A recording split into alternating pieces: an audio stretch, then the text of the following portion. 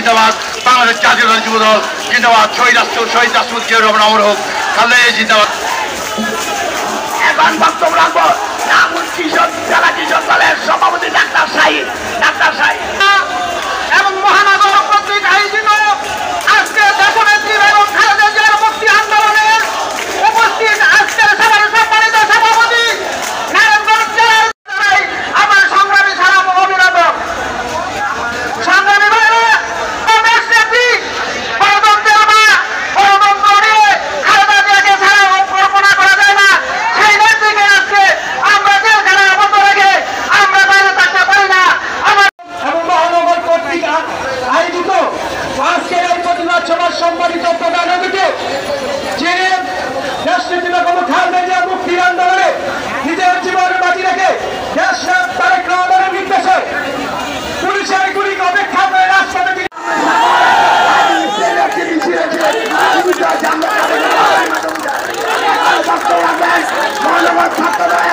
সভাপতি রাকিব ইসলাম সাবা